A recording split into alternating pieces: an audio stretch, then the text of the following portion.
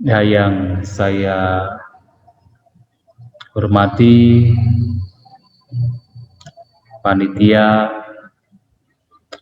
Dhamma kelas online, terutama dari Wihara Padang Utara, kepada Bapak Ibu, saudara-saudari sekalian yang hadir pada kesempatan malam hari ini, yang berbahagia. Selamat malam semuanya, terpujilah Sang Buddha, Namo Buddhaya. Ya, malam hari ini saya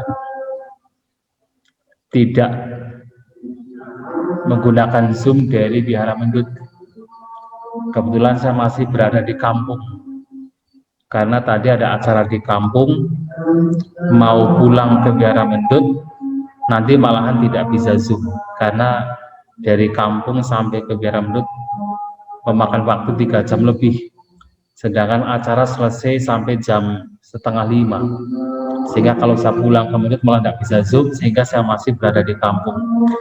Mudah-mudahan ini menggunakan wifi yang ada di kampung, mudah-mudahan bisa lancar ya, karena di kampung memang enggak, sinyal kadang-kadang agak lemot.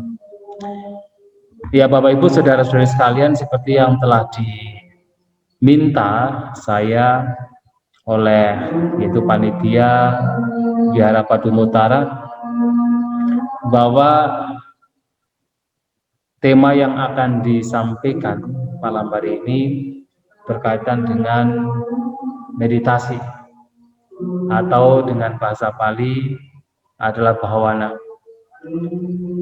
Sebenarnya pada sesi saya ini terdiri dari 4 sesi kalau tidak salah, sementara ada beberapa yaitu topik lainnya yang juga dibawakan oleh beberapa yaitu narasumber yang luar biasa, dan saya mendapatkan kehormatan untuk memberikan penjelasan berkaitan dengan meditasi, berkaitan dengan bhawana. Dalam 4 sesi ini saya diminta untuk membawakan tentang apa itu samatha, apa itu tentang vipassana, kemudian juga Mahasatipatthana Sutta, yang di dalamnya mencakup tentang apa itu konsentrasi, apa itu tentang sebenarnya dalam bahasa Pali adalah istilah nibbida, yang saya melihat diterjemahkan keberpalingan ya. Kemudian ada viraga, apa itu nirodha, apa itu yata bhuta nyaratasana. Tetapi tentu ya kita akan berbicara yang dapat kita bahas berkaitan dengan apa itu meditasi. Ya, Bapak Ibu, saudara-saudari sekalian, kalau kita berbicara meditasi, benar sekali bahwa istilah yang digunakan Sang Buddha mengacu pada meditasi adalah bhawana, atau dengan tepatnya lebih komplitnya adalah citta bhawana, dari kata cittassa bhawana, yaitu pengembangan batin. Tetapi istilah citta bhawana, pengembangan batin, kemudian secara populer ya kita menggunakan istilah meditasi. Tetapi kalau kita menggunakan istilah meditasi, dan meditasi diartikan sebagai praktek yang umumnya secara umum dipraktekkan, maka sebenarnya ya tidak mewakili makna meditasi yang diajarkan oleh Guru Agung kita Sang Buddha. Mengapa demikian? Karena kalau kita menggunakan istilah meditasi dan definisinya itu persis sama dengan meditasi yang dipraktikkan secara umum, maka meditasi itu hanya berhubungan dengan konsentrasi, hanya berhubungan dengan bagaimana kita bisa fokus dengan objek, itu meditasi. Tetapi kalau kita melihat lebih jauh, meditasi yang diajarkan oleh Sang Buddha itu tidak hanya semata-mata bagaimana supaya pikiran konsentrasi, supaya pikiran fokus, tetapi lebih dari itu, meditasi yang diajarkan Sang Buddha itu meliputi berbagai macam pengembangan kualitas-kualitas batin, tidak hanya konsentrasi saja. Maka istilah yang digunakan oleh Sang Buddha adalah bhawana, atau lebih tepatnya, lebih komplitnya adalah cita bawana atau pengembangan batin. Nah, di dalam pengembangan batin ini kalau kita mengacu dan mengkaji apa yang disampaikan oleh Sang Buddha dalam suta-suta, di dalam Tipitaka, kita bisa melihat bahwa ada dua hal yang mesti dilakukan pada saat seseorang mempraktekkan cita bawana, mempraktekkan pengembangan batin atau meditasi Buddhis. Yang pertama adalah mengupayakan agar batin terbebas dari pikiran-pikiran yang buruk, pikiran-pikiran yang negatif, pikiran-pikiran yang tidak bermanfaat, yang berakar dari loba, dosa, dan moha, berakar dari keserakahan, kebencian, maupun kebodohan. Nah, mengupayakan untuk melenyapkan kotoran batin itulah hal pertama yang ada di dalam meditasi Buddhis. Ya. Jadi yang pertama adalah upaya untuk melenyapkan kotoran batin.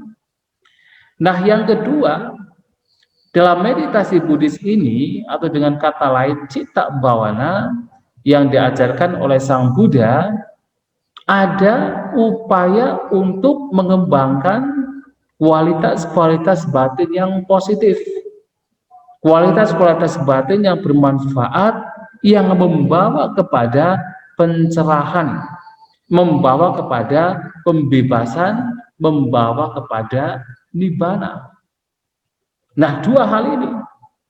Nah, kalau dua hal ini dilakukan, maka itulah yang disebut sebagai meditasi Buddhis atau cita bawana. Lantas, bagaimana dengan konsentrasi? Atau bagaimana dengan upaya untuk fokus terhadap objek? Yang umumnya orang berbicara meditasi adalah demikian. Nah, di sini konsentrasi itu hanya salah satu bagian dari pengembangan batin yang diajarkan oleh Sang Buddha.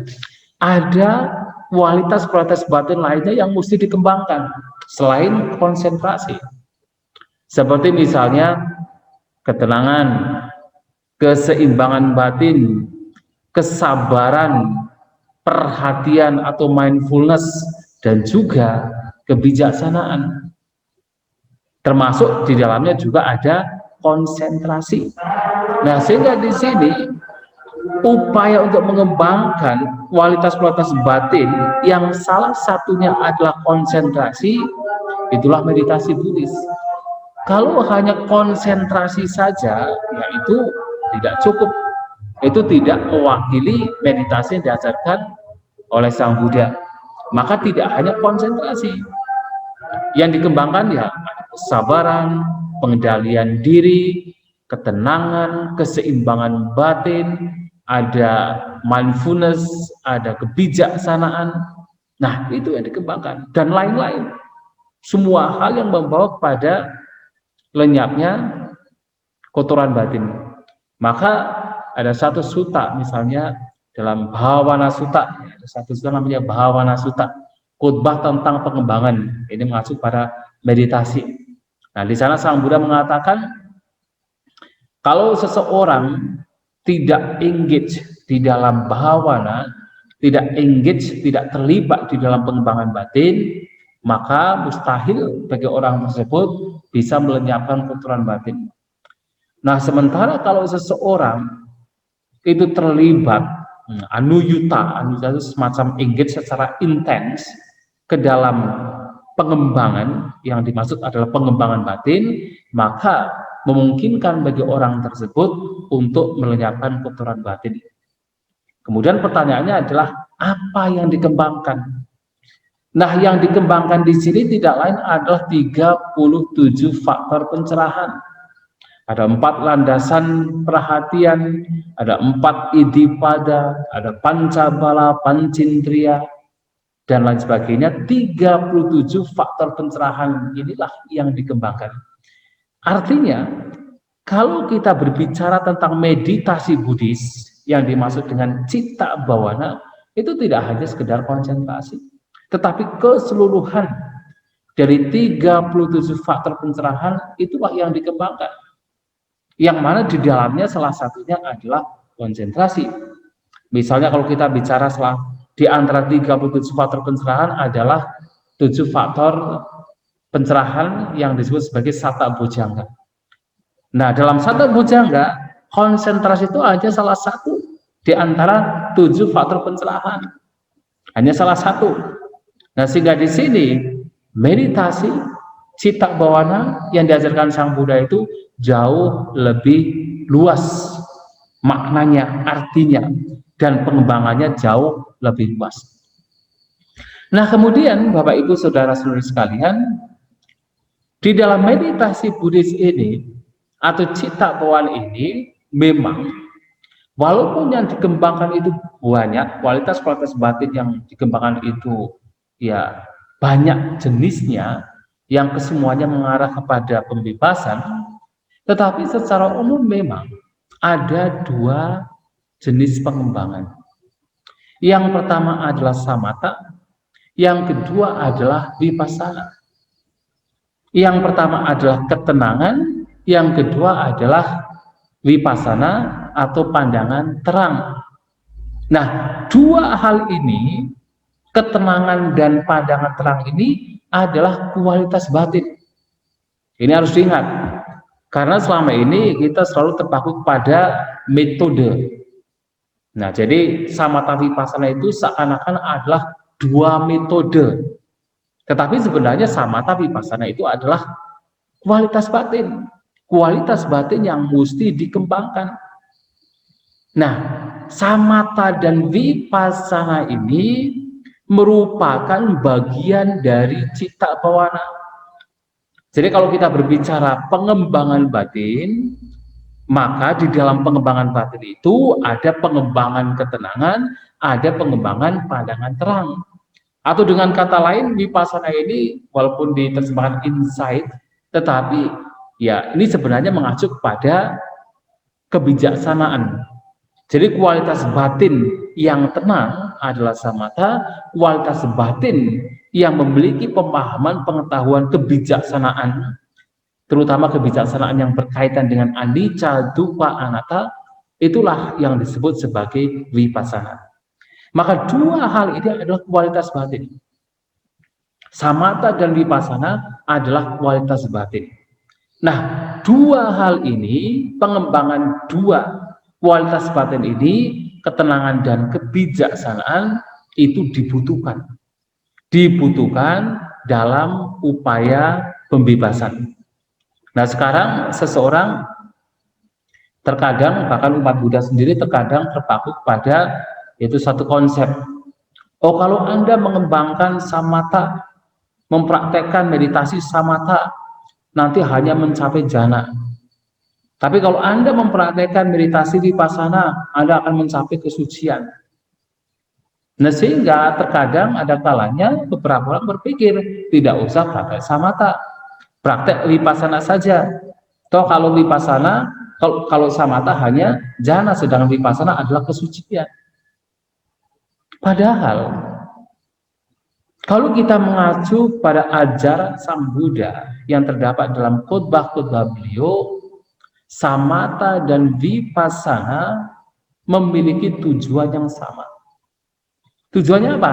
Tujuannya adalah untuk pelenyapan kotoran batin. Tujuannya adalah untuk nibbana.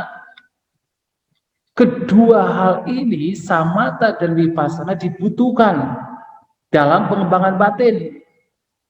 Nah, keduanya harus dikembangkan. Untuk apa dikembangkan? Dikembangkan demi pelenyapan kotoran batin. Maka ada salah satu sutta yang terdapat di dalam Anguttara Nikaya. Jadi ada satu waga bernama Asurawaga. Asurawaga.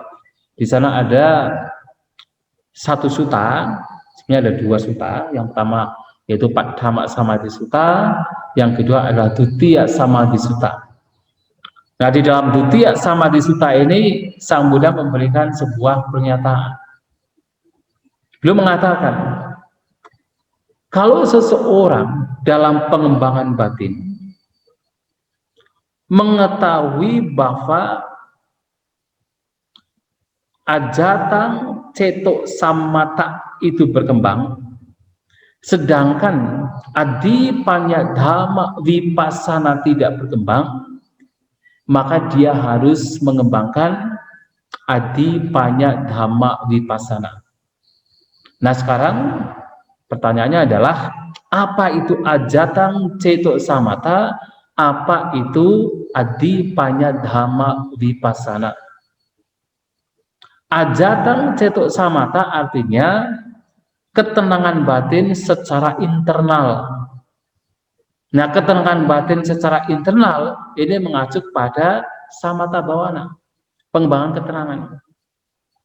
Sedangkan adipanya dhamma vipassana adalah kebijaksanaan tinggi berkaitan dengan vipassana, pandangan terang yang melihat ke dalam fenomena, atau dengan kata lain adalah vipassana. Nah, jadi ada samatha, ada vipassana. Nah, di sini Sang Buddha mengatakan bahwasanya kalau kita yaitu mempermudah pemahaman kita, beliau mengatakan bahwa kalau seseorang dalam upaya pengembangan batin, samathanya berkembang, ketenangannya berkembang, tetapi vipassananya tidak berkembang, maka dia harus mengembangkan vipassana. Ini yang pertama. Kemudian, kalau seseorang dalam pengembangan batin ini melihat ternyata vipassananya berkembang, adipanya dhamma vipassana berkembang, tetapi samathanya, ketenangannya tidak berkembang, ajatang ceto samatha tidak berkembang, maka orang tersebut harus mengembangkan samatha. Tidak ada orang-orang yang ketika berusaha untuk memahami anicca dukkha anatta, pemahamnya berkembang, insight-nya, vipassananya berkembang. Tetapi kemudian samathanya tidak berkembang, ketenangannya tidak berkembang. Maka dia harus mengembangkan ketenangan. Nah, kemudian yang ketiga, kalau ada seseorang dalam praktek meditasi pengembangan batin, ternyata baik samatha maupun vipassana tidak berkembang, ketenangannya tidak berkembang, kebijaksanaan melihat ke dalam fenomena tidak berkembang, atau vipassananya tidak berkembang, maka dia harus memunculkan usaha yang ekstra untuk mengembangkan keduanya. Jadi diibaratkan seperti kalau seseorang rambutnya terbakar, apa yang dia lakukan? Wah, dengan cepat-cepat dia harus yaitu memadamkan rambutnya yang terbakar. Atau kalau misalnya seseorang mengenakan pakaiannya terbakar, maka dia harus dengan cepat-cepat memadamkan api yang membakar pakaiannya. Nah, demikian pula dalam pengembangan batin ini ternyata baik samatha dan vipassana tidak berkembang. Maka orang demikian harus memunculkan usaha yang ekstra, yang lebih banyak untuk mengembangkan keduanya. Nah, yang ketiga. Yang keempat, pada saat seseorang mengembangkan batin ternyata baik samatha maupun vipassana berkembang. Ketenangannya berkembang, kebijaksanaannya berkembang. Nah, kemudian Sang Buddha dalam kesempatan itu menganjurkan kepada orang tersebut yang berkembang baik dalam samatha ketenangan dan juga berkembang dalam vipassana kebijaksanaan, maka hendaknya orang tersebut menggunakan baik samatha dan vipassana untuk pelenyapan kotoran batin. Nah, ini penting. Mengapa saya katakan penting? Di sini Sang Buddha dengan jelas mengatakan bahwa baik samatha dan vipassana mempunyai satu tujuan. Tujuannya adalah untuk pelenyapan kotoran batin. Walaupun pada saat seseorang itu mengembangkan ketenangan, memang ketika itu dikembangkan sedemikian rupa, ketenangan itu dikembangkan sedemikian rupa, maka itu akan mengarah kepada pencapaian jana.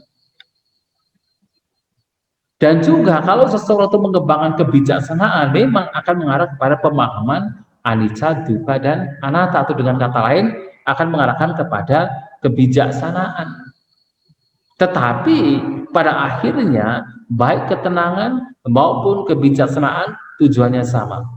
Tujuannya adalah untuk pembebasan. Tujuannya adalah untuk pelenyapan kotoran batin. Nah, perbedaan antara samatha dan vipassana juga telah disampaikan oleh Sang Buddha, yaitu terdapat di dalam Anguttara Nikaya. Nanti bisa dilihat Anguttara Nikaya volume 1 halaman 6164 6162 ya, BTS Pali Text Society. Nah, di sana Sang Buddha memberikan pembedaan antara samatha dengan vipassana. Apa bedanya? Nah, ketika seseorang mengembangkan samatha, maka apa? Citang bhaviyati, batinnya berkembang. Dan ketika batinnya berkembang, maka akan membawa kepada rago pahyati. Raga, nafsu ragawi itu ditinggalkan atau dilenyapkan. Jadi orang yang mengembangkan samatha, batinnya berkembang, dan raga, nafsu ragawi itu dilenyapkan. Kemudian bagaimana seseorang itu mengembangkan vipassana? Artinya nanti apa yang akan berkembang ketika seseorang mengembangkan vipassana? Nah, dikatakan seseorang yang mengembangkan vipassana, pandangan terang, maka dia akan mengembangkan panya, kebijaksanaan, ya, mengembangkan panya. Jadi dikatakan bahwa ketika vipassana dikembangkan, maka panyaya bhaviyati, panya bhaviyati, kebijaksanaan berkembang. Dan ketika kebijaksanaan berkembang, memang avijja pahyati. Jadi ketidaktahuan itu akan dilenyapkan, avijja. Jadi memang ada pembedaan. Dan ketika samatha ini dikembangkan, maka membawa kepada ceto vimutti. Sedangkan ketika vipassana dikembangkan, membawa kepada panya vimutti. Nah, ceto vimutti memang mengacu pada biasanya yaitu jhana. Tapi ceto vimutti dalam artian yang lebih, yaitu lebih mendalam, ada beberapa yaitu ulasan dalam kitab komentar, itu juga mengacu kepada konsentrasi yang muncul pada seorang, yaitu yang telah mencapai kesucian. Itu konsentrasi jhana yang muncul pada seseorang yang telah mencapai kesucian, itu ceto vimutti. Dan ceto vimutti yang paling tinggi adalah konsentrasi yang 8 jenis jhana, rupa-rupa jhana yang itu dialami oleh seorang arahanta. Sedangkan panya vimutti memang adalah pembebasan menggunakan kebijaksanaan yang dikembangkan melalui vipassana, yang itu juga mengacu pada mereka mencapai kesucian arahanta. Nah, memang di sini ketika yaitu samatha dikembangkan memang mengacu kepada yaitu lebih kepada jhana. Sedangkan vipassana dikembangkan memang mengacu lebih kepada panya. Tetapi pada akhirnya ketenangan dan juga kebijaksanaan sebenarnya punya tujuan yang sama, yaitu adalah untuk kesucian, seperti yang tadi disampaikan di dalam Duttiya Samadhi Sutta. Dan juga kalau kita menilik apa yang disampaikan oleh Bhante Ananda, yaitu yang terdapat di dalam yaitu Yuganada Sutta, ada satu khotbah namanya Yuganada Sutta. Nah, di sana Bhante Ananda pernah mengatakan bahwa siapapun yang datang kepada beliau dan mengklaim mencapai kesucian arahanta, ya pasti akan mencapainya melalui satu di antara 4 ini.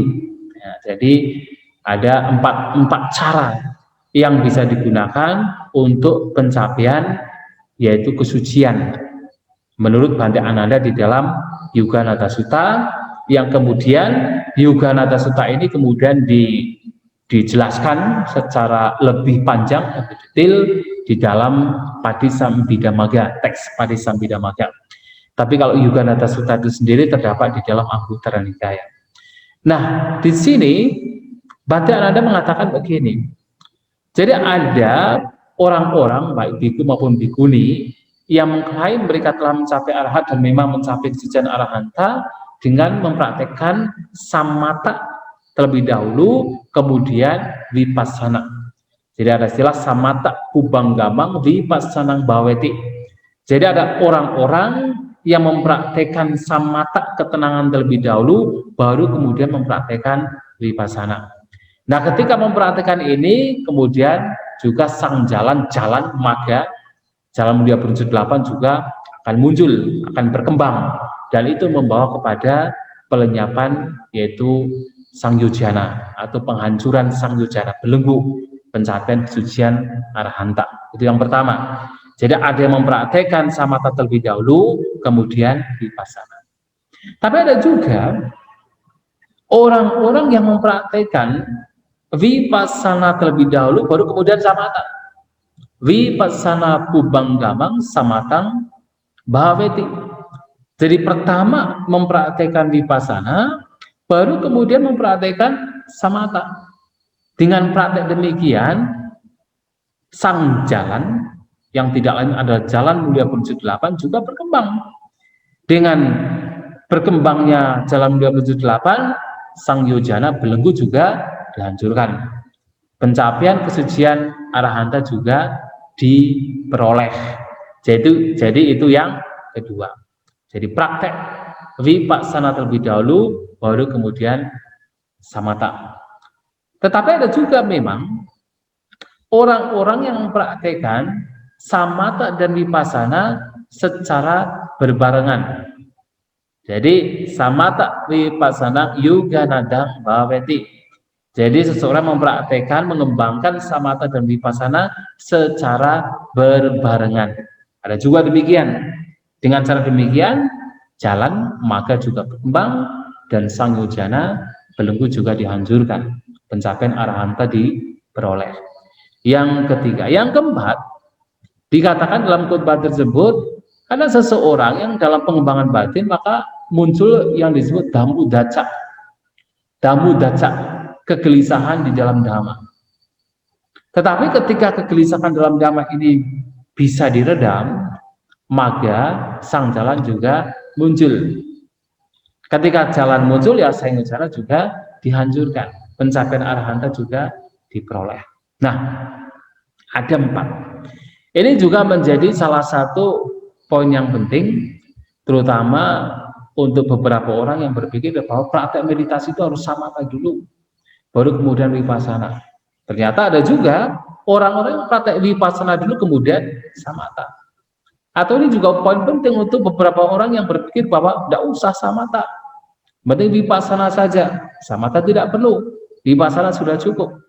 Nah, sedangkan dalam khotbah Sang Buddha, samatha vipassana ini juga penting untuk dipraktekkan. Keduanya itu penting. Tidak hanya vipassana saja, samatha juga penting. Nah, jadi dua hal ini yang secara ekstrim itu digenggam oleh beberapa orang ini ya dipatahkan dengan keberadaan Sutta Yuganada Sutta ini. Nah, kemudian apa penjelasan mengenai seseorang mempraktekkan samatha terlebih dahulu kemudian baru vipassana? Nah, memang di dalam kitab komentar, orang yang mempraktekkan samatha terlebih dahulu kemudian vipassana, nah adalah seseorang yang memang dalam pengembangan batin dia mengembangkan yaitu tingkatan-tingkatan jhana terlebih dahulu. Nah, setelah mengembangkan jana, kemudian seseorang kemudian mengembangkan vipassana. Nah, dikatakan di dalam kitab komentar bahwa seseorang kemudian melihat faktor-faktor di jana tersebut itu sebagai dari sisi anicca, dukkha maupun anatta. Nah, jadi melihat apapun faktor yang terdapat di dalam jana atau katakan pencapaian jana itu sendiri dilihat sebagai pencapaian yang sifatnya adalah tidak kekal, yang juga bagian dari dukkha penderitaan, ya terutama kalau ada kemelekatan akan muncul dukkha penderitaan, dan juga sebagai hal yang sebenarnya tidak ada diri atau anatta, non self. Nah, melihat demikian, sang jalan atau katakan maga, jalan mulia Bonsur 8 juga semakin berkembang, dan pada akhirnya sang yujana belenggu juga dihancurkan. Nah, di dalam kitab Padisambhidamagga juga secara sama juga disebutkan demikian. Hanya saja dalam kitab tersebut dikatakan bahwa orang yang mengembangkan samatha baru kemudian mengembangkan vipassana adalah seseorang yang memang mengembangkan konsentrasi terlebih dahulu. Jadi mengembangkan samadhi terlebih dahulu, mengembangkan batin yang tidak berpencar terlebih dahulu, avikippa samadhi, dan juga citta saikagata, jadi penyapuan batin yang tidak berpencar, konsentrasi dikembangkan dulu melalui nekama. Nekama itu renunciation, atau katakan biasanya kalau nekama itu mengacu kepada yaitu pencapaian jana. Jadi kalau kita menggunakan ada dua macam kebahagiaan, yang pertama adalah kama sukha, yang kedua adalah nekama sukha. Biasanya nekama sukha ini adalah kebahagiaan yang mengacu kepada pencapaian jana. Nah, kama sukha adalah kebahagiaan yang mengacu kepada kebahagiaan karena seseorang mendapatkan kesenangan indera. Nah, sehingga kalau kita berbicara apa yang disampaikan oleh Padisambhidamagga bahwa seseorang terlebih dahulu mengembangkan konsentrasi, mengembangkan penyatuan pikiran, mengembangkan batin yang tidak berpencar melalui nekama, artinya itu melalui pencapaian jana.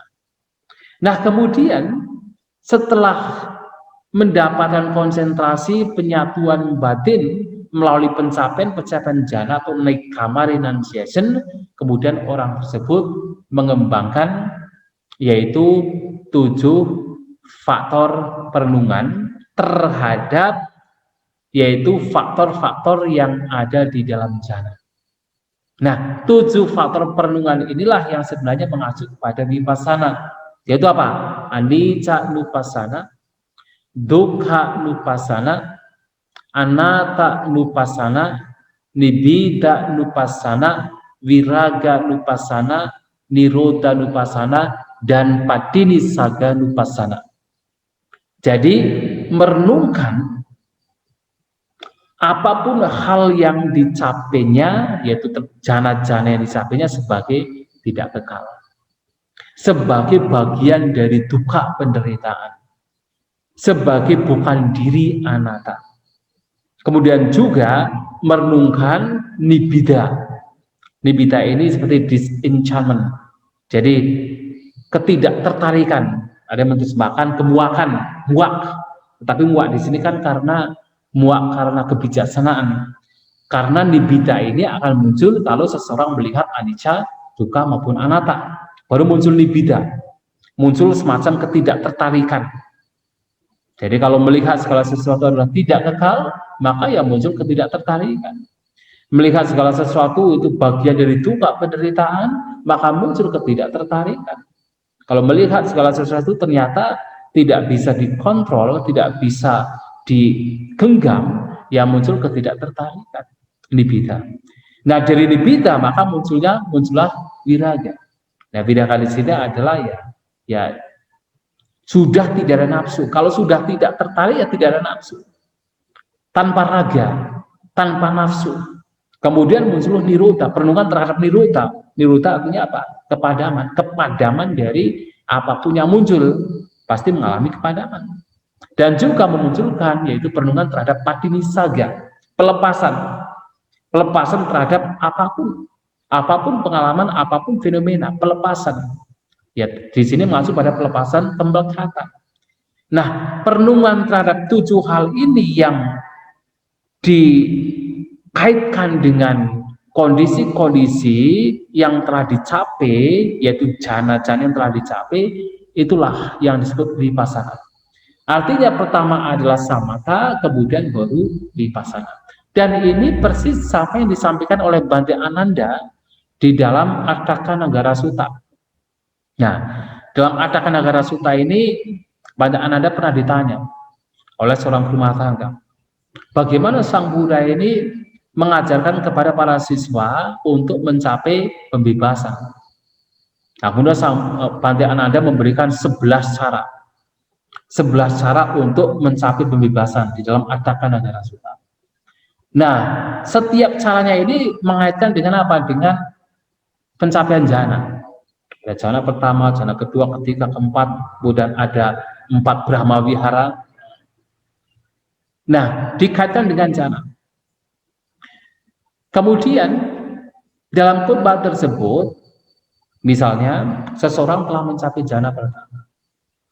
Setelah mencapai jana pertama, kemudian seseorang merenungkan bahwasanya jana ini pun juga masih abhisangkata, masih sesuatu yang berkondisi, abhicethaitang, masih sesuatu yang masih bisa dipikirkan, yang akan berubah, yang tidak kekal. Nah, merenungkan demikian itu juga jalan yang membawa kepada pencerahan. Nah, di sini kalau kita perhatikan dari kalimat yang singkat ini, kita bisa melihat bahwasanya pertama adalah mencapai jana, kemudian yang kedua merenungkan bahwa ini adalah abhisangkatang, abhicethaikang, viparinamang. Nah, jadi ini adalah masih sesuatu yang berkondisi, sesuatu yang masih dalam konteks bisa dipikirkan, dan juga sesuatu yang sifatnya berubah. Itu adalah pandangan terang, itu adalah insight, itu adalah kebijaksanaan, dan itu adalah vipassana. Maka ini adalah samatha, baru kemudian vipassana. Nah, kita bisa menengarai bahwa kalau di dalam yaitu Atthakanagara Sutta ini mengacu pada praktek samatha dulu, kemudian vipassana. Nah, tetapi ternyata dalam khotbah Yogananda Sutta ada juga orang-orang yang praktek vipassana dulu, baru kemudian samatha. Jadi mereka ada orang-orang yang memang barangkali lebih menyukai kepada perenungan terhadap anicca, dukkha, dan anatta. Lebih menyukai kepada bagaimana memahami yaitu dhamma dalam artian memahami kebijaksanaan, melihat pancakanda, melihat 5 gugusan dari sisi ketidakkekalannya, dari sisi dukkha, dan juga dari sisi tanpa dirian, non-self. Nah, kemudian mengembangkan vipassana, tetapi kemudian samathanya belum dikembangkan, maka dia harus mengembangkan samatha. Nah, dari vipassana dulu kemudian samatha, dan ini juga membawa kepada pencerahan. Dan ini seperti yang tadi saya sampaikan di dalam, ya sesuai dengan apa yang disabdakan Sang Buddha di dalam Duttiya Samadhi Sutta. Ada orang-orang yang dalam praktek pengembangan batin ternyata kebijaksanaannya berkembang, adipanya, dhamma vipassananya berkembang. Jadi pandangan terang ke dalam fenomena, jadi kebijaksanaan tinggi berkaitan dengan pandangan terang ke dalam fenomena berkembang, vipassananya berkembang. Tetapi ternyata samathanya tidak berkembang, ajatang ceto samatha tidak berkembang. Nah, itu harus mengembangkan samatha juga. Nah, di sini juga sama. Ada orang-orang yang pertama itu mengembangkan vipassana dulu, melakukan berbagai macam perenungan, terutama merenungkan pancakanda 5 gugusan dari sisi anicca, dukkha, anatta, nibbida, nirodha, nibbida, viraga, nirodha, patidisana. Nah, baru kemudian ketenangannya juga harus dikembangkan. Nah, di dalam Padisambhidamagga dijelaskan begini. Nah, seseorang ini pertama memang merenungkan anicca, dukkha, dan anatta terhadap pancakanda, 5 gugusan. Jadi melihat jasmani, perasaan, persepsi, bentuk-bentuk batin kesadaran sebagai tidak kekal, sebagai yang membawa duka penderitaan, dan juga sebagai fenomena yang kosong dari diri, yang tidak ada diri di dalamnya.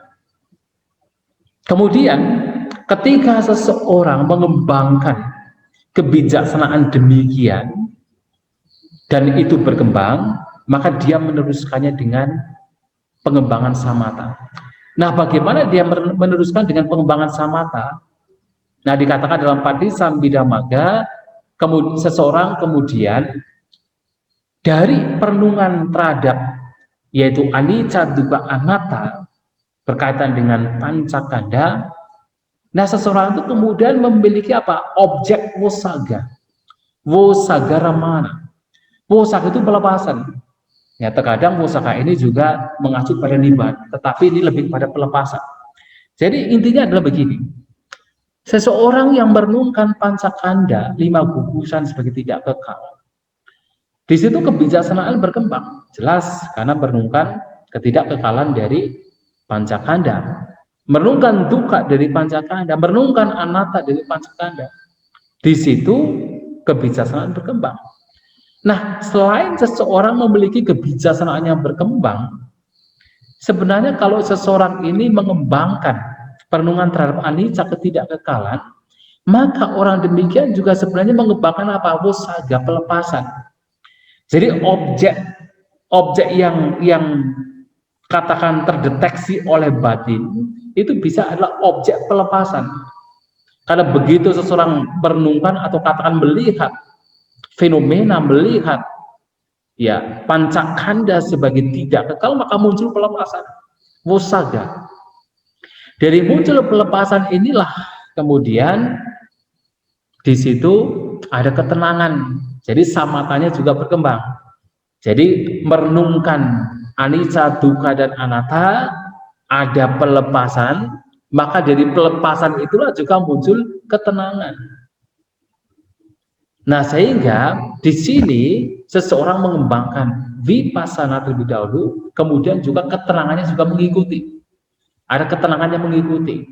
Nah, ketenangannya mengikuti artinya samathanya juga berkembang, tapi belakangan. Maka vipassana pubanggamang samatang bhavati. Jadi mengembangkan vipassana terlebih dahulu, baru kemudian samatha. Nah, itu yang kedua yang terdapat di dalam Patisambhidamagga. Kemudian yang ketiga yang tadi saya sampaikan, ada beberapa orang yang mengembangkan samatha dan vipassana secara berbarengan. Samatha vipassanang yuganadang bhavati. Itu yang disampaikan oleh Bhante Ananda di dalam Yuganada Sutta di Anguttara Nikaya. Nah, kemudian dijelaskan di dalam Patisambhidamagga bahwasanya orang yang mengembangkan samatha dan vipassana secara berbarengan itu dijelaskan begini. Jadi pada saat seseorang melenyapkan uddhacca itu kegelisahan, maka di situ akan muncul ketenangan. Dan objek dari ketenangan tersebut adalah nirodha ramana. Nah, nirodha ramana di sini kemudian dijelaskan di dalam kitab subkomentar Tika itu sebagai nibbana. Jadi objek nibbana, nirodha di sini mengacu pada nibbana. Nah, ketika uddhacca kegelisahan itu dilenyapkan, maka muncul ketenangan dan juga muncul nirodha ramana, objek nibbana. Kemudian ketika seseorang melenyapkan avidya, melenyapkan kegelapan batin atau ketidaktahuan melalui perenungan anupassana, maka kebijaksanaannya juga berkembang dan objek yang muncul juga sama, nirodha ramana. Jadi objek nibbana. Nah, antara samatha dan vipassana di sini itu tidak melampaui satu sama lain. Jadi berjalan seimbang. Nah, ini akan membingungkan. Apa hubungannya? Jadi melenyapkan udaca, kegelisahan, baru ketenangannya juga berkembang. Dari situ juga objeknya juga adalah nibbana. Kemudian melenyapkan avijja, kegelapan batin, kebijaksanaannya atau vipassananya juga berkembang. Dari situ juga muncul objek nibbana, nirodha ramana. Bagaimana hubungannya?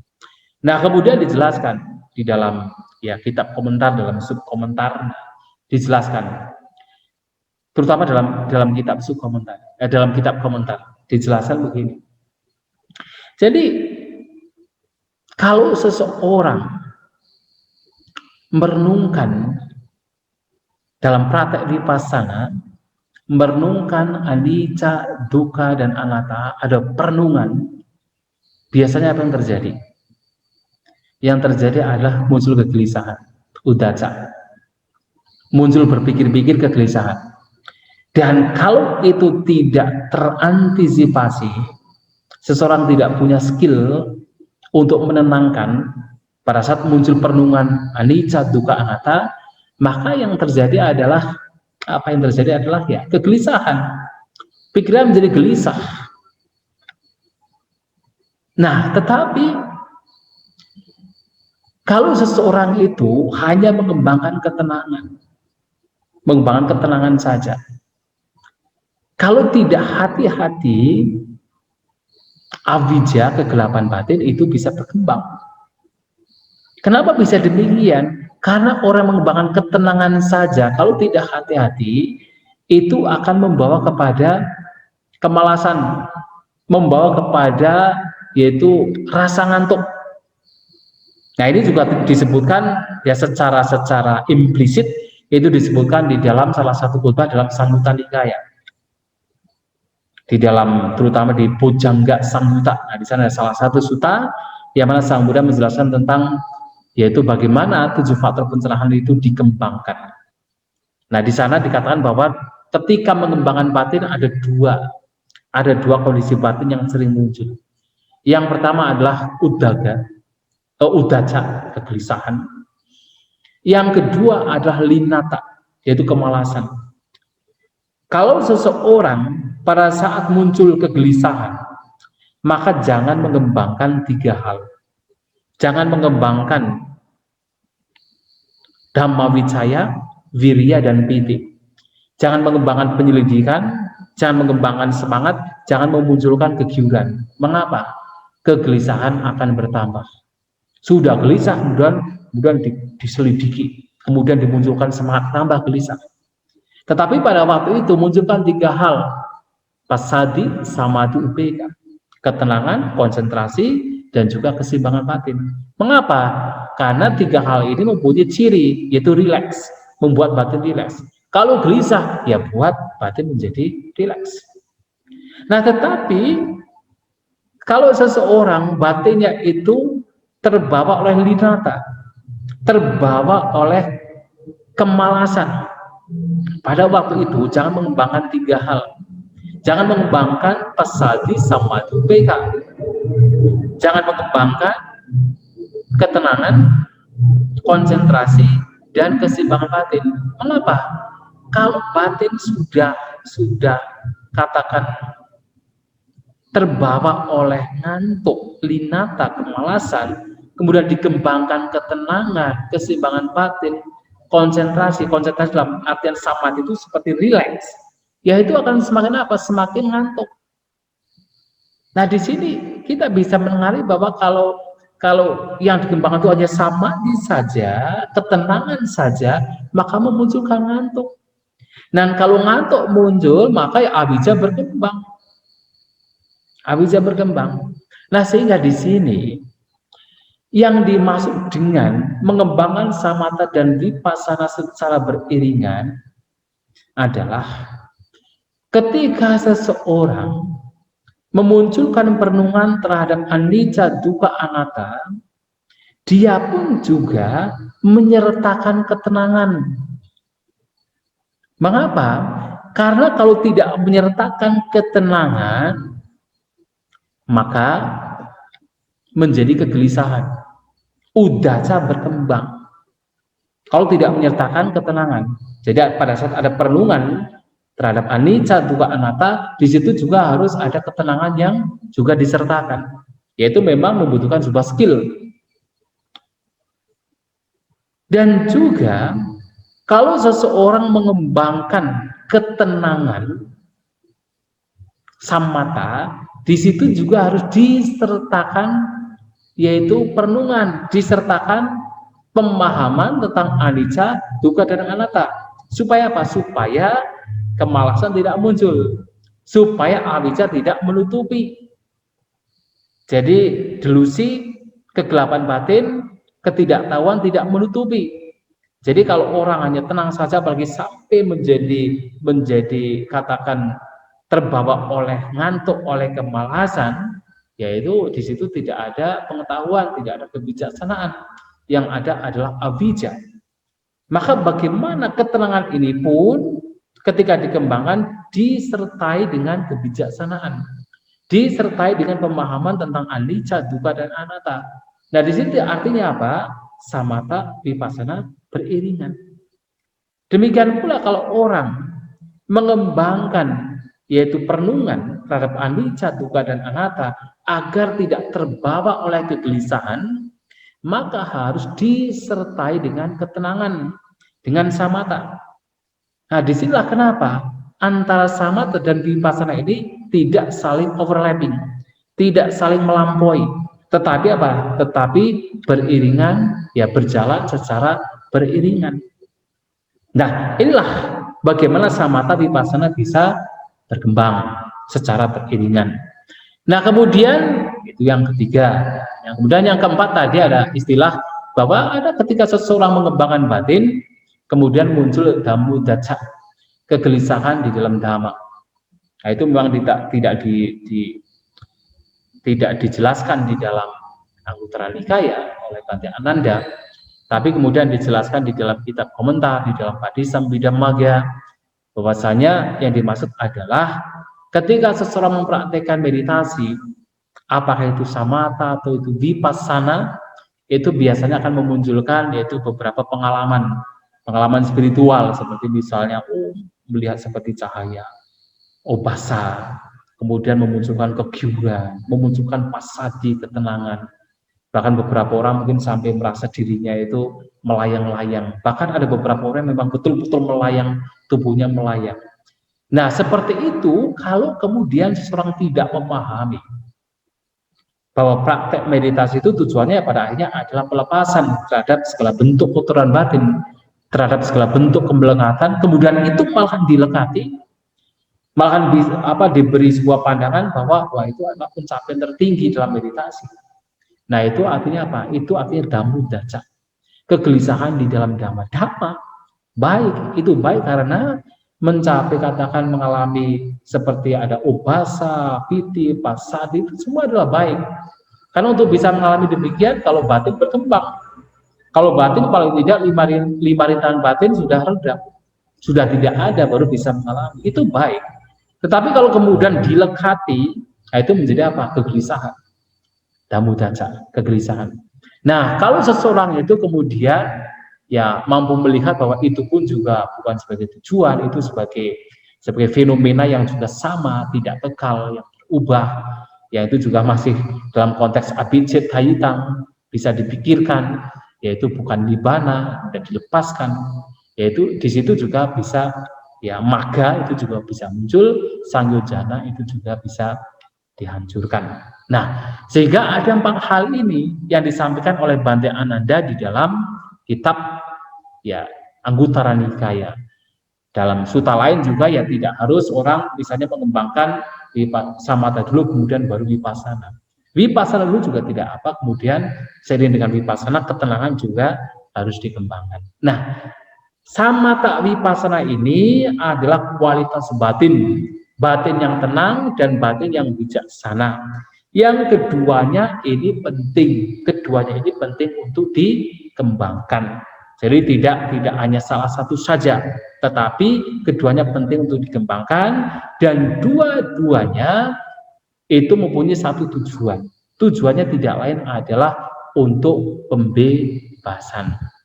Nah, saya ini menjelaskan sampai jam berapa? Sampai jam 20 kan? Ya. 20 atau 20 20.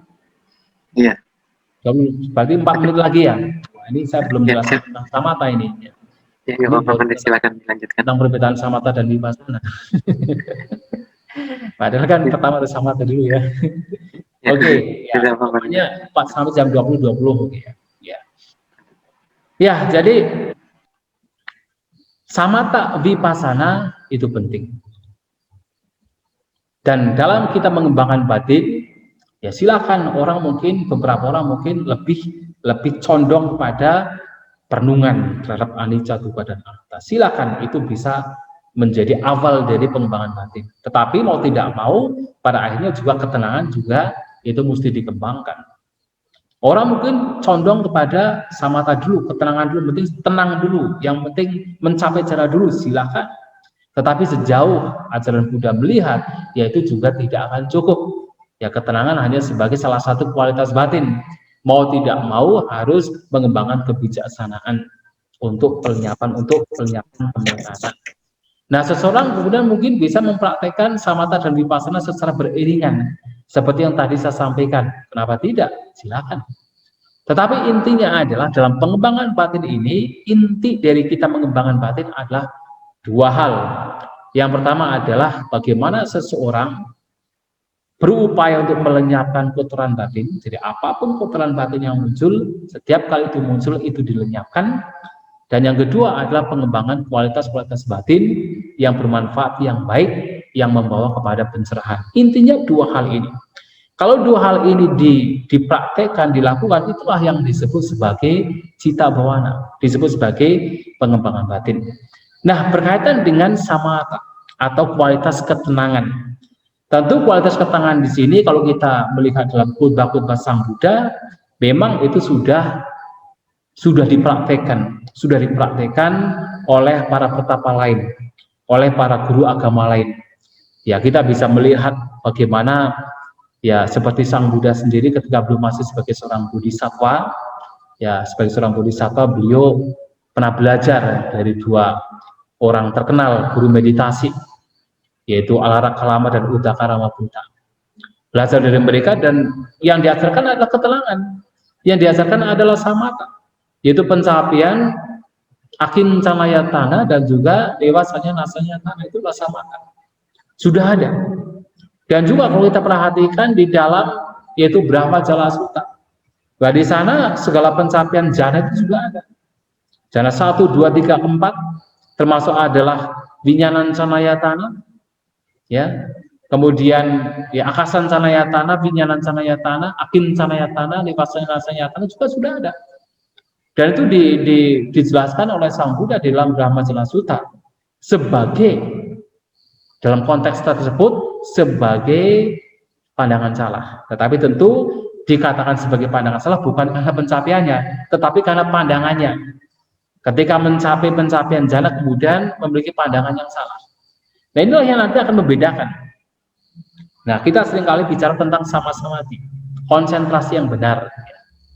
Nah, jadi kalau kita bicara tentang konsentrasi yang benar, walaupun Sang Buddha itu seringkali mendefinisikan konsentrasi yang benar sebagai pencapaian jana 1, 2, 3, 4, tetapi bukan berarti hanya sekedar pencapaian jana, tetapi lebih kepada pencapaian jana 1, 2, 3, 4 yang disertai 7 faktor lainnya, yang disertai oleh sama didi, sama sanggapa, sama waca, sama kamanta, sama ajiwa, wayama, dan sama sati. 7 faktor lainnya. Maka Sang Buddha dalam salah satu khotbah Mahacattarisaka Sutta yang menyatakan bahwa yang disebut sama-samadhi, dan juga dalam khotbah-khotbah lain ada beberapa, bahwa sama-samadhi ini harus apa? Harus disertai dengan 7 faktor lainnya yang disebut sebagai konsentrasi yang benar. Karena kalau hanya sekedar konsentrasi jana seperti yang ada dalam Brahma Jala Sutta, yaitu mereka bahkan dengan pandangan yang salah bisa sebagai pandangan salah, bukan sebagai sama-samadhi. Bukan sebagai konsentrasi yang benar, tapi sebagai yang membawa kepada pandangan salah. Misalnya apa? Orang mencapai jhana pertama, kemudian dianggapnya itu sebagai nibbana. Atau mencapai jhana kedua dianggap sebagai nibbana. Nah, itu adalah pandangan salah. Tetapi sama-sama di ini harus berangkat dari apa? Konsentrasi yang benar. Berangkat dari samadhi, pandangan yang benar. Nah, dari pandangan yang benar dan seterusnya, kemudian membawa kepada konsentrasi, maka itu disebut konsentrasi yang benar. Nah, tetapi apapun itu, memang kalau seseorang itu mencapai jhana, itu memang akan lebih mudah. Karena ketenangan yang diperoleh di dalam jhana ini juga tidak mudah. Ketenangan di dalam jhana ini paling tidak harus muncul ketika 5 rintangan batin itu lenyap, dan itu tidak mudah. Nah, sehingga walaupun seandainya seseorang itu memiliki pandangan yang salah berkaitan dengan jhana yang telah dicapainya, nah bagi orang tersebut kalau sampai pandangannya dibenarkan itu mudah bagi mereka untuk mencapai pencerahan. Maka jhana itu sangat penting, walaupun jhana itu sudah ada pada zaman Sang Buddha, yaitu jhana yang dicapai melalui pengembangan ketenangan itu sudah ada, tetapi Sang Buddha melihat sisi positif dari jhana yang itu penting untuk dikembangkan, yang itu ketika dikembangkan dan diarahkan dengan cara yang benar, itu membawa kepada pencerahan, membawa kepada pelenyapan kotoran batin. Maka jhana ini masih dipraktikkan oleh Sang Buddha, masih dikembangkan. Nah, sehingga ketika Sang Buddha mencapai pencerahan, siapa orang pertama yang terpikirkan oleh Sang Buddha yang layak untuk mendengarkan khotbah beliau agar terbebaskan? Dia adalah Uddaka Ramaputa dan Alaraka Lama. Alaraka Lama dan Uddaka Ramaputa. Mereka adalah dua orang pertama yang terpikirkan oleh Sang Buddha. Mengapa? Karena mereka itu sudah mencapai tingkatan jhana yang tinggi. Sehingga ketika pandangan mereka itu diluruskan, bagi mereka itu mudah untuk mencapai pembebasan. Masalahnya adalah mereka masih punya pandangan yang salah.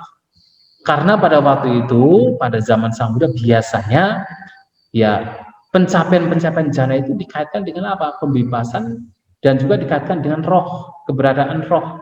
Itu yang menjadi pandangan salah. Nah, sehingga kalau orang demikian pandangannya itu dibenarkan, itu mudah sekali. Maka jhana itu penting. Bahkan ketika bodhisattva, jadi kalau Anda sekalian pernah membaca itu satu sutta, Mahasapsaka Sutta ya. Nah, di sana bodhisattva Gautama ketika melakukan penyiksaan diri kan pernah. Kemudian terbersit perenungan. Jadi ingat pada saat beliau itu masih berumur 7 tahun di bawah pohon jambu mencapai jhana pertama. Kemudian beliau berpikir, apakah ini jalan untuk mencapai pencerahan? Pasti ini jalannya. Karena pada waktu itu beliau itu justru kenapa selalu mempraktekkan penyiksaan diri, karena beliau itu berpikir bahwa pembebasan itu tidak mungkin dicapai dengan bahagia.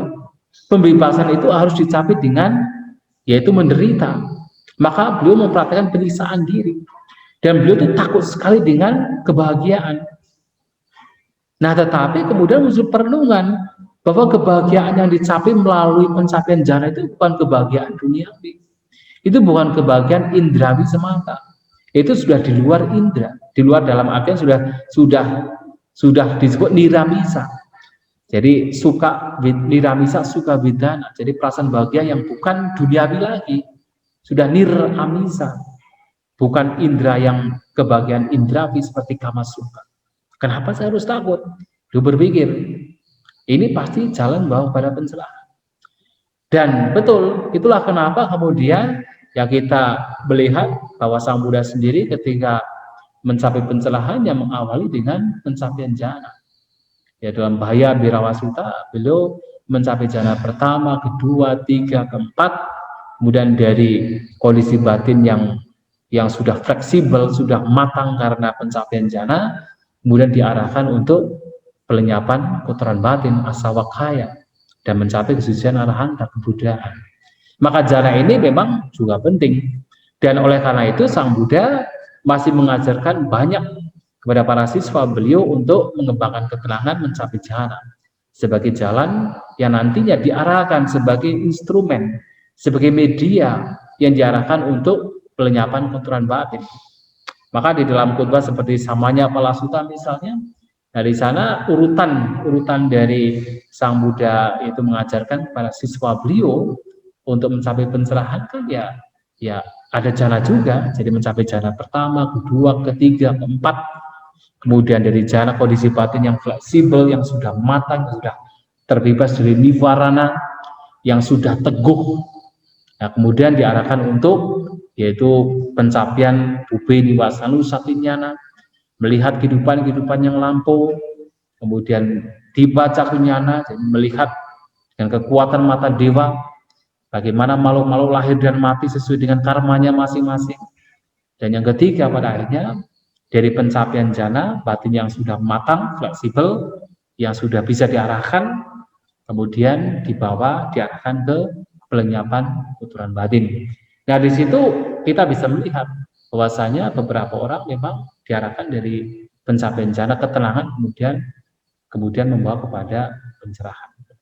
Nah, jadi memang samata pencapaian jana juga penting untuk dipraktekkan, ya terutama dipraktekkan sebagai media, sebagai instrumen yang itu juga membantu kebijaksanaan. Nah, dari kebijaksanaan juga membantu ketenangan juga, karena kalau tadi kita memperhatikan apa yang disampaikan oleh Bante Ananda, dijelaskan dalam Padisambhidamagga, termasuk dalam khotbah Dutiya Samadhi Sutta, ya ternyata ya samata vipassana juga membantu samata, membantu ketenangan. Nah, sehingga di sini memang ada beberapa orang yang fokus kepada samata, mencapai jana dan vipassana, tapi juga ada beberapa orang yang vipassana kemudian samata. Dan di sini samata, ketenangan yang merupakan kualitas batin itu penting untuk dikembangkan. Ya, itu tidak bisa dielakkan, harus dikembangkan seiring dengan vipassana. Dan saya kira karena memang sampai jam 20.20 saya kira ya sampai di sini memaparkan dhamma. Kalau ada pertanyaan dipersilakan, karena setelah ini saya juga harus mengundurkan diri untuk menuju Biara Mendut, jadi perjalanan masih jauh. Ya, silakan. Terima kasih kepada Saudara Wira. Ya, silakan untuk dilanjutkan apa yang mesti dilakukan. Terima kasih. Ya. Terima kasih Bante. Ya, selanjutnya kita akan masuk ke sesi diskusi dan tanya jawab Bante. Akan saya sampaikan kepada para peserta. Berikut ini cara bertanya dalam kelas ini, yaitu yang pertama dengan menekan tombol raise hand, ya, untuk bertanya langsung. Lalu bisa disampaikan juga melalui chat di room Zoom ini di everyone atau di YouTube bagi yang ikut di YouTube. Lalu secara private bisa disampaikan ke saya sendiri, nanti akan kami tampilkan secara private. Ya, untuk saat ini sudah ada yang raise hand, Bante, dari Bapak Dita Dhamma, silakan Pak. Tes kedengaran ya? Ya, terdengar. Ya. Malam Bante. Ya. Terima kasih pembabarannya. Bante, pertanyaan pertama, kita kan sudah berkelana lama di samsara. Ini ada pernyataan berkenaan ini. Karena kan pancaguna ini terbentuk ada 5 ya, pancaguna ya. Pancaguna kama, bentuk, suara, bebauan, cita rasa dan sentuhan. Kok tidak ada pikiran ya di dalamnya ya Bante? Terus ada pernyataan bahwa batin itu bersinar, jernih, karena dikotori oleh loba, dosa, moha, dan setelah itu makhluk yang terjerat oleh tanha, mana, diti, dan kama ini berkelana terus lama-lama di samsara. Nah, itu kenapakah pikiran itu tidak termasuk pancaguna kama ya? Pertanyaan pertama dalam hal ini ya. Jadi yang harus diwaspadai ya dalam hal ini. Terus jadi hubungannya ini apakah memang benar itu pernyataan ini bahwa batin itu bersinar, jernih, dan dikotori dan seterusnya itu Bante. Mohon dijelaskan ya Bante dalam berkenaan topik hari ini. Terus pertanyaan kedua Bante, sama samadhi yang dijelaskan Bante ini disertai 7 faktor. Apakah itu anicca, dukkha, anatta, nibbida, wiraga, nirodha, dan patisaga baru dianggap sebagai sama samadhi. Terima kasih Bante. Iya. Iya. Yaitu berkaitan dengan bahwa batin itu dikatakan bersinar, itu disampaikan Sang Buddha di dalam Anguttara Nikaya. Nah, beliau mengatakan bahwa sarang bikawe itang citang, bahwa batin ini sebenarnya pada dasarnya bersinar, paba itu bersinar. Ya, tetapi karena dikotori oleh incoming defilements, jadi kotoran batin yang berdatangan, jadi akan tukehi sang kilitak. Jadi karena dikotori oleh kotoran batin yang datang, makanya batin yang tadinya bersinar itu menjadi kotor. Nah, kemudian di dalam kitab komentar sebenarnya yang disebut pabas sarang di sini, batin yang bersinar itu sebenarnya pencapaian jhana, lebih pada pencapaian jhana. Jadi bukan dikatakan itu seperti pencerahan, bukan, tapi pencapaian jhana. Nah, jadi kalau kita korelasikan, ya seperti kalau seseorang mencapai jhana kan syaratnya itu harus apa? Harus terbebas dari 5 rintangan batin. Nah, 5 rintangan batin ini seringkali diumpamakan seperti kotoran yang mengotori air yang jernih. Jadi air yang tenang, yang jernih, kemudian dikotori oleh 5 hal. Terkadang dikotori oleh pewarna, terkadang dikatakan dikotori oleh ketika bergulak karena direbus, kemudian dikotori oleh yaitu tumbuhan, kemudian dibuat beriak oleh angin, kemudian yang kelima adalah dibuat kotor oleh lumpur. Jadi air yang tenang, yang jernih tadi karena dikotori oleh nafsu ragawi itu seperti air yang jernih kemudian dikotori oleh pewarna. Air yang tenang, yang jernih tadi kemudian menjadi bergolak karena yaitu vyapada atau kebencian. Air yang tenang, yang jernih, yang bisa digunakan untuk bercermin, untuk melihat refleksi dari bayangan kita, yaitu kemudian tertutup oleh dinamida, oleh kemalasan, yang itu seperti tertutup oleh tumbuhan air. Air yang tenang, yang jernih, yang tadinya tenang dan jernih, kemudian beriak, sehingga tidak bisa digunakan untuk bercermin, untuk melihat refleksi tubuh kita, bayangan kita, itu seperti batin yang kemudian beriak, bergolak oleh kegelisahan maupun kekhawatiran.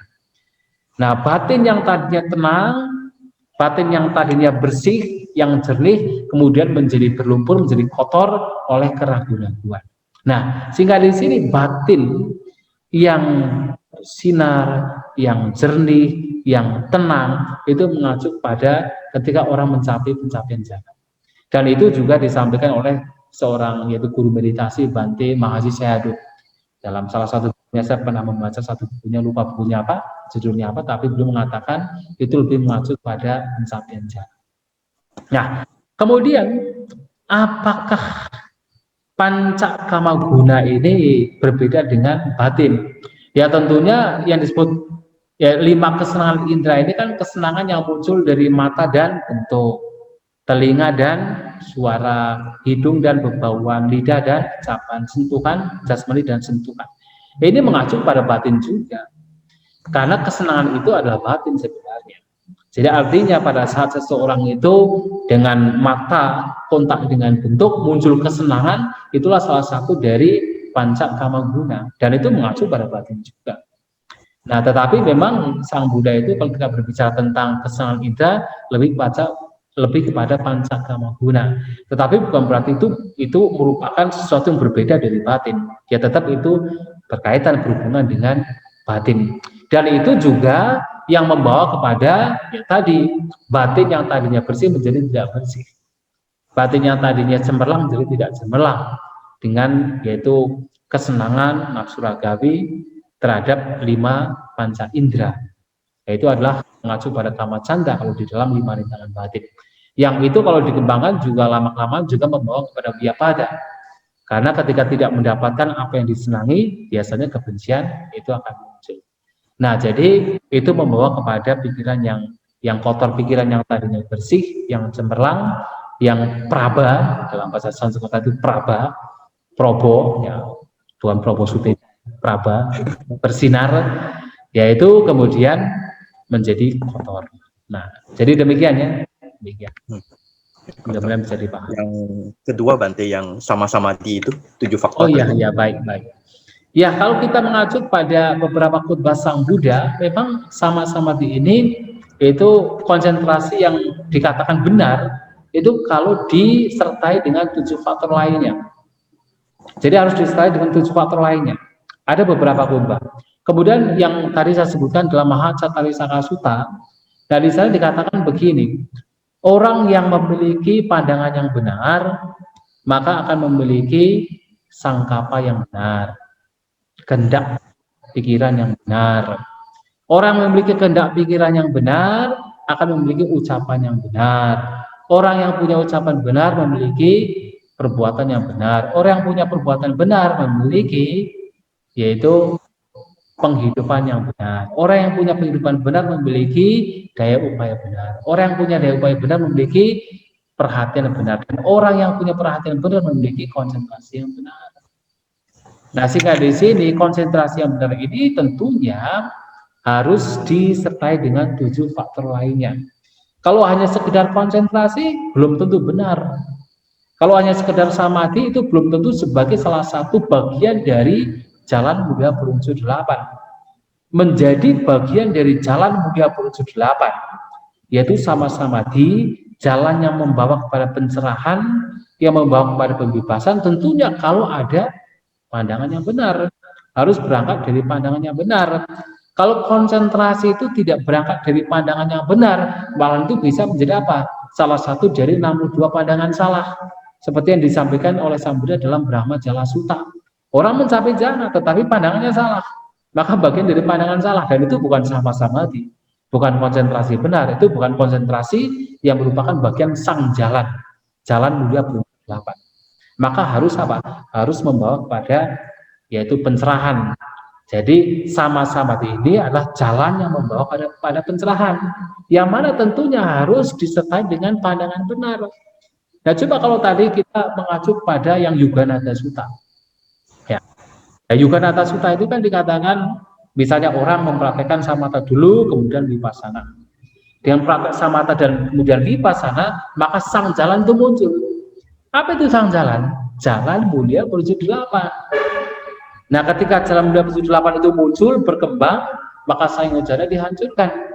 Artinya samatha vipassana ini dikembangkan juga untuk memunculkan apa? Memunculkan jalan mulia menuju 8. Yang salah satunya adalah sama-samadhi, konsentrasi yang benar. Maka oleh karena itu, ya tentu konsentrasi yang benar, sama-samadhi di sini, yaitu harus berangkat dari pandangan yang benar. Kalau tidak berangkat dari pandangan yang benar, walaupun ada samadhi, ada konsentrasi, itu belum tentu sama. Belum tentu sama-samadhi. Hanya samadhi saja, tapi belum tentu sama-samadhi. Maka harus berangkat dari pandangan yang benar. Maka di dalam khutbah lain, ya Sang Buddha mengatakan bahwa sama-samadhi itu harus apa? Harus disertai, dilengkapi dengan 7 faktor lainnya. Samadhi sampai samasati. Ya, begitu ya.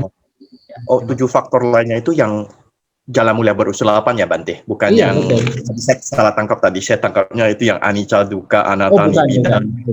Oh, baik. Terima kasih, sudah clear Bante. Ya, terima kasih Bante. Sadu. Terima kasih Pak atas pertanyaannya. Selanjutnya ada beberapa pertanyaan yang disampaikan melalui chat Bante. Mohon maaf sebelumnya Bante, Bante kira-kira nanti sampai jam berapa berkenannya Bante? Tidak apa-apa, jam 9 tidak apa-apa, silakan. Baik, terima kasih Bante. Selanjutnya dari Bapak Rahmat Adiwarga.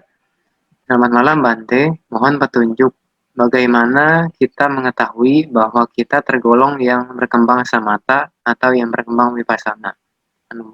Iya. Ya, terima kasih. Ada satu pernyataan dari Ajahn Chah. Ya, ketika ditanya, apa itu samatha, apa itu vipassana? Ajahn Chah mengatakan, samatha itu ketenangan. Ketika batin tenang itu samatha. Apa itu vipassana?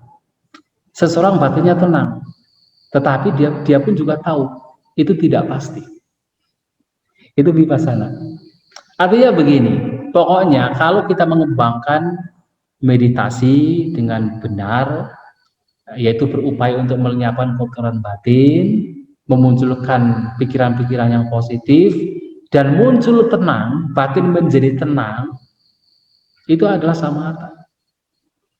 Nah, dalam upaya pengembangan batin demikian, ya pengembangan batin kan menggunakan dhamma. Kita sudah belajar banyak dhamma.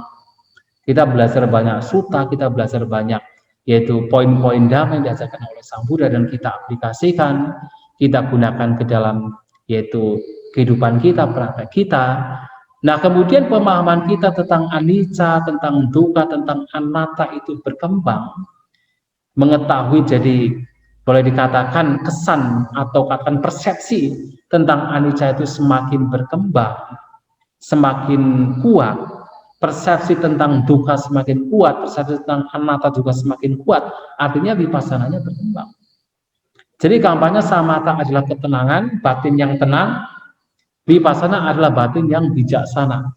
Tapi bijaksana di sini ya lebih mengacu kepada lebih melihat fenomena dari sisi anicca, dukkha maupun anatta. Nah, kalau kita melihat demikian ya artinya ada samatha, ada vipassana. Ya, mana yang berkembang, mana yang tidak berkembang tentunya masing-masing akan mengetahui. Nah, tentu ya apapun yang berkembang dan apapun yang tidak berkembang sesungguhnya semuanya harus dikembangkan sampai titik seseorang mencapai kesucian arahanta. Jadi kalau belum mencapai kesucian arahanta ya belum ada yang boleh dikatakan maksudnya berkembang semuanya, tetapi semuanya harus saling berkembang. Masih ada sesuatu yang mesti dikembangkan, walaupun misalnya orang mengatakan oh samatha saya sudah berkembang, vipassananya belum berkembang, tetapi ya tetap samathanya juga harus dikembangkan lagi sebelum mencapai arahanta. Atau orang mungkin mengatakan oh vipassana saya berkembang, samatha saya kok tidak berkembang. Walaupun demikian vipassananya pun tetap harus dikembangkan lagi, walaupun sudah dikatakan sudah berkembang, tetap dikembangkan lagi. Karena apa? Sebelum mencapai arahanta ya memang keduanya mesti dikembangkan, samatha dan vipassana, ketenangan dan kebijaksanaan. Hanya memang terkadang orang lebih cenderung kepada vipassana, orang lebih cenderung kepada samatha. Orang lebih cenderung kepada ketenangannya dan ada orang yang lebih cenderung kepada vipassananya. Karena orang sudah ada beberapa orang yang mungkin merasa tidak nyaman dengan perenungan, sehingga yang muncul berkembang adalah ketenangannya. Tapi ada juga orang-orang memang suka merenung tentang anicca, dukkha, anatta. Nah, samathanya kurang. Tetapi kalau bisa mengembangkan vipassana dan juga samatha, itu juga bisa dikembangkan secara beriringan seperti tadi. Oh, ternyata seseorang itu merenungkan dhamma, merenungkan anicca, dukkha, anatta, tetapi juga tidak kehilangan ketenangannya. Oh, ternyata ketika orang itu mengembangkan ketenangannya juga tidak kehilangan pemahaman kebijaksanaan terhadap anicca, dukkha, dan anatta. Dan itulah hal ini juga memungkinkan. Makanya kalau kita perhatikan di dalam Anapanasati Sutta, ya, Anapanasati Sutta, khutbah tentang objek keluar masuknya nafas. Nah, di sana kita bisa melihat bagaimana ketenangan, samatha, dan vipassana bisa berkembang beriringan. Orang memperhatikan keluar masuknya nafas, tapi di saat yang sama juga masih bisa merenungkan anicca, dukkha, dan anatta. Ya kan, anicca nupasi asa sisami disikati, anicca nupasi pasa sisami disikati. Jadi sembari merenungkan ketidakkekalan, ya seseorang masih melatih ya fokus terhadap keluar masuknya nafas. Jadi ada vipassana, ada juga ketenangan di situ, memungkinkan juga. Tetapi yang jelas ya untuk menengarai tentunya adalah samatha adalah tenang, rileks, vipassana adalah kebijaksanaan. Itu secara simpel sederhana. Sederhananya demikian. Ya mudah-mudahan bisa dimengerti. Terima kasih. Selanjutnya ada pertanyaan lagi dari Bapak Rusli Wijaya. Bagaimana cara atau kiat-kiat agar kita tertarik dalam praktek bawana? Terima kasih. Itu saya sudah bisa. Ya, nanti akan saya ulangi lagi. Pertanyaan dari Bapak Rusli Wijaya. Ya, Bagaimana cara atau bentar, Oh, ini ya. sebenarnya baterai saya sudah mau habis. Baterai saya. Ya. Ya, mungkin Ya, saya jawab ya sebelum habis. Nanti maaf kalau mati, karena ini jauh dari tempat. Ya, ya. tentu baik kalau kita sering merenungkan dua hal. Ya. Yang pertama adalah merenungkan manfaat dari praktek meditasi. Manfaatnya apa saja? Kemudian yang kedua, coba renungkan bahaya kalau tidak mana seseorang menderita di alam tumbuh lahir, atau katakan merenungkan sangsara bahaya ketika seseorang harus terus bertumbuh lahir. Berbagai macam bahaya karena tumbuh lahir. Nah, merenungkan bahaya dari tumbuh lahir, baik kemudian kita bermeditasi. Kita bermeditasi dengan tujuan apa? Tujuan terbebas dari tumbuh lahir. Nah, kalau kita sering merenungkan bahaya dari tumbuh lahir, merenungkan manfaat, yaitu adalah akan membawa kita kepada apa? Kepada sang tiga, membawa kita kepada keterbukaan batin untuk senantiasa praktek meditasi. Maka perenungan demikian itu penting. Nah, tentu selain itu juga kiat-kiat lainnya seperti apa? Seperti kita harus punya timetable, kita harus punya jadwal, dan jadwal itu pun juga harus betul-betul dilakukan secara konsisten. Jadi kemalasan harus dilenyapkan, semangat harus dimunculkan, rasa tidak nyaman kalau suatu saat kita tidak bermeditasi. Ya, jadi itu yang bisa dilakukan. Tetapi bagi saya, ya salah satu hal yang penting adalah melihat bahaya dari tumbuh lahir, kemudian melihat manfaat dari meditasi yang membebaskan seseorang dari tumbuh lahir. Itu bisa memunculkan sang widya, memunculkan keterbukaan batin untuk bermeditasi. Ya, demikian ya. Terima kasih. Selanjutnya, mungkin Bante, kami apa masih menginginkan? Masih ini hidup lagi ini hidup lagi. Oh iya. Ya, Bante. Mungkin berhubung kondisi di sana masih kurang memungkinkan, mungkin untuk sesi tanya jawab kita cukupi sampai di sini dulu. Untuk sesi untuk pertanyaan yang sudah masuk mungkin akan kami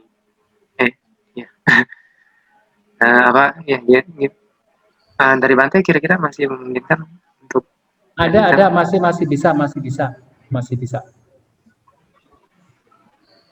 bisa silakan ini masih ada 2 pertanyaan lagi Bante, dan nanti selanjutnya kami mohon Bante untuk memimpin pelimpahan jasa. Iya, baik. Terima kasih Bante.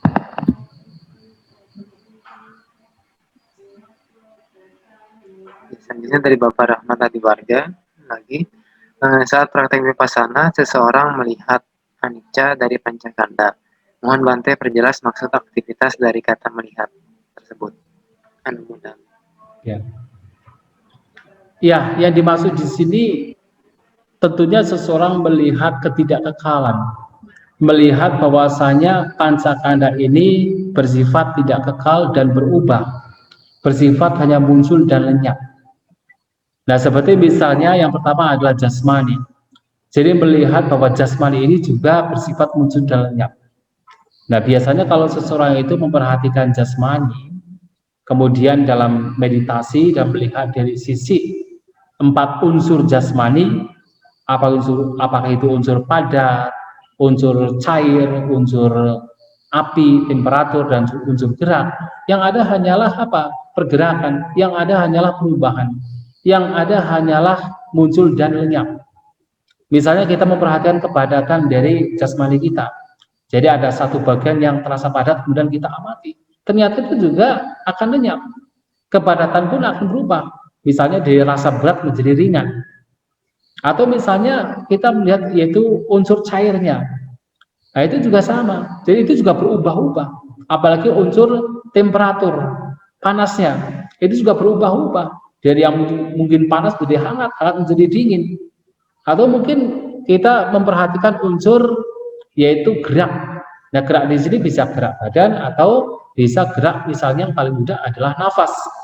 Dan kita bisa melihat bagaimana nafas ini juga hanya muncul dan lenyap. Anicca, tidak kekal.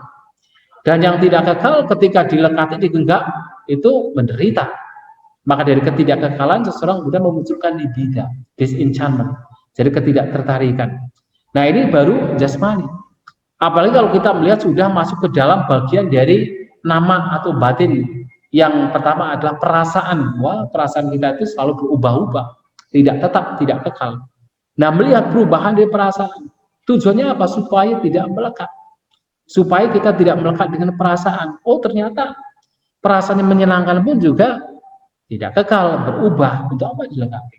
Oh, ternyata perasaan yang tidak menyenangkan pun juga berubah. Untuk apa kita kemudian menjadi komplain, menjadi menderita dengan perasaan yang tidak menyenangkan? Nah, batin menjadi lebih seimbang, melihat perasaan sebagai fenomena yang wajar, yang muncul pada akhirnya juga lenyap. Kemudian melihat yaitu persepsi sanya, seperti misalnya gambaran batin. Jadi gambaran-gambaran batin yang muncul dalam batin kita, itu juga tidak kekal. Kalau kita perhatikan, misalnya kita membayangkan, misalnya kita membayangkan hutan, ada gambaran hutan, itu adalah sanya, persepsi ya. Apakah kita bisa membayangkan hutan terus? Tidak bisa, akan berubah. Ingat, dengan hal lain, gambarnya juga akan berubah. Bukan gambaran hutan. Ingat, dengan misalnya ada teman kita, ya muncul hutannya lenyap, kemudian muncul gambaran teman kita. Terus demikian, muncul dan lenyap, tidak kekal. Yang intinya kalau melihat ketidakkekalan adalah untuk apa melekati ketidakkekalan? Untuk apa menggenggam sesuatu yang tidak kekal? Dan juga ketika ketidakkekalan di sini mengacu pada hal yang tidak menyenangkan, juga untuk apa? Kemudian menderita dengan hal yang tidak menyenangkan. Toh itu pun juga akan lewat, itu juga tidak kekal. Itu adalah berkaitan dengan persepsi. Dengan bentuk-bentuk batin, ya juga sama saja. Ya, kita dalam meditasi berapa banyak bentuk-bentuk batin yang muncul. Terkadang terkonsentrasi, terkadang batin kacau, terkadang damai, terkadang tidak damai. Bahkan perhatian yang kita munculkan dalam meditasi pun juga tidak kekal juga. Sakti pun juga tidak kekal. Perhatian juga tidak kekal. Bentuk-bentuk batin selalu apa? Muncul dan lenyap, tidak kekal. Tidak ada satu pun yang kekal. Dan apalagi vinyana, kesadaran, yang terdiri dari 6 ya. Vinyana itu bisa yaitu caku vinyana, jadi ketika mata melihat itu di situ ada kesadaran mata, telinga mendengar ada kesadaran telinga, hidung membaui kesadaran hidung, lidah mengecap kesadaran lidah.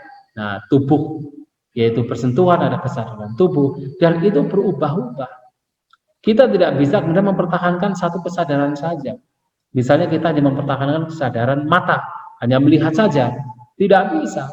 Tanpa kita bisa menahannya, begitu ada suara yang bersentuhan dengan telinga, suara terdengar. Begitu suara terdengar, di situ sudah ada kesadaran suara. Kesadaran mata sudah lenyap pada waktu itu. Walaupun seakan-akan kita merasa kita melihat, kita pun juga mendengar.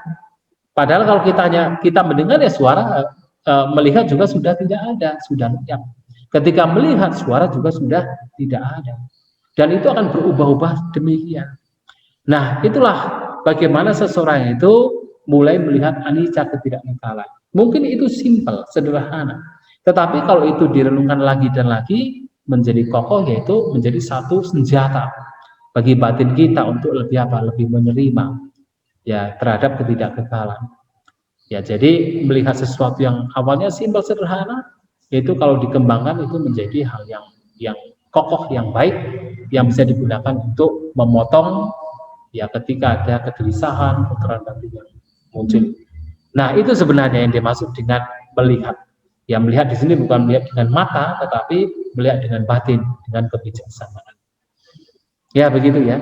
Mudah-mudahan menjadi jawaban yang diinginkan. Ya. Terima kasih, Bante. Selanjutnya pertanyaan terakhir dari private. Ya. Ini ya Sukihoto Bante. Bante, untuk samatha dengan objek anapanasati, kalau tinamida muncul, bagaimana cara memunculkan atau menambah dhamma wicaya dan piti? Terima kasih. Ya. Ya, dhamma wicaya itu adalah penyelidikan terhadap dhamma. Nah, penyelidikan terhadap dhamma ini mengacu pada ya objek yang diperhatikan. Dhamma di sini adalah fenomena. Nah, penyelidikan terhadap fenomena artinya objek yang diperhatikan. Misalnya kalau kita itu pada saat bermeditasi muncul tinamida, muncul kemalasan, kita perhatikan. Misalnya apa? Memperhatikan, menyelidiki sebenarnya yang membuat saya mengantuk itu apa gitu kan. Ya, kita selidiki. Nah, dengan kita tuh memberikan penyelidikan terhadap objek yaitu ngantuk itu sendiri diselidiki, ngantuknya bisa hilang. Atau kita bisa menyelidiki objek lain yang bermanfaat, kusala dhamma. Apakah dengan merenungkan ketidakkekalan, atau dengan merenungkan duka, merenungkan anatta, atau kita dengan merenungkan damai dan acara samudra, apapun itu. Jadi alih-alih kita itu terbawa oleh kemalasan, oleh ngantuk, kita membawa batin untuk merenungkan yaitu hal-hal yang bermanfaat lainnya, kusala dhamma lainnya. Nah dengan begitu itu disebut dhamma wicaya.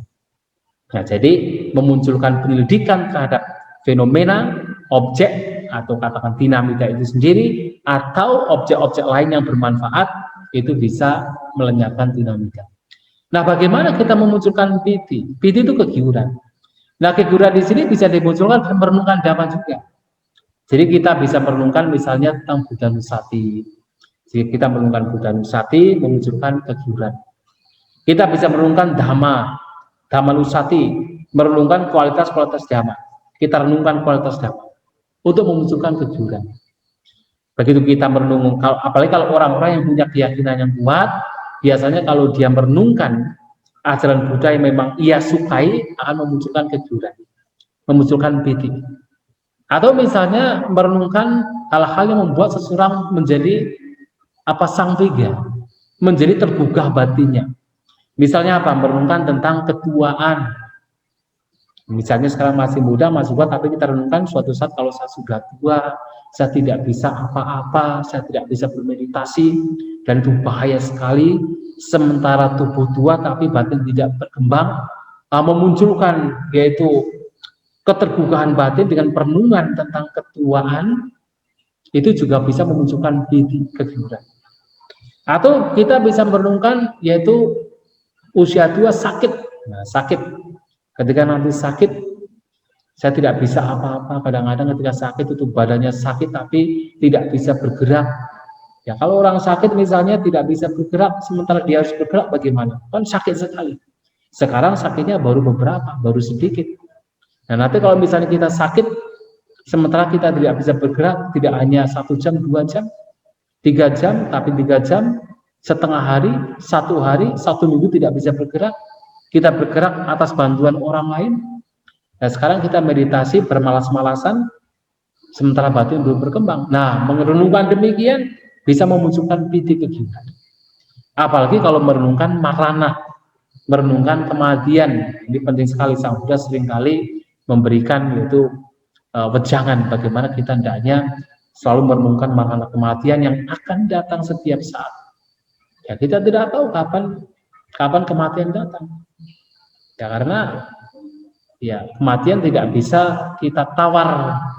Kita tidak tahu kapan kematian datang. Kadang-kadang kita merasa kita masih mau hidup. Kita merasa tidak ada masalah, tapi tiba-tiba kematian datang. Nah, dengan kita menemukan kematian dan bahaya dari kematian kalau batin belum berkembang, ya itu bisa memunculkan apa? Keterbukaan batin. Jadi keterbukaan batin itu bisa memunculkan piti kegiuran. Nah, sehingga di sini memunculkan piti kegiuran itu juga dari apa? Dari perenungan. Ya termasuk renungan meditasi itu sendiri, ya manfaat dari meditasi kita renungkan, muncul kegiuran. Nah itu juga salah satu cara. Nah jadi demikian, bagaimana kita memunculkan dhamma wicaya, bagaimana kita memunculkan piti agar dinamika itu lenyap. Ya demikian ya, terima kasih untuk pertanyaan. Terima kasih Bante atas uraian dhamma dan jawaban-jawaban dari Bante. Ya baik. Ya. Selanjutnya kami mohon Bante untuk membimbing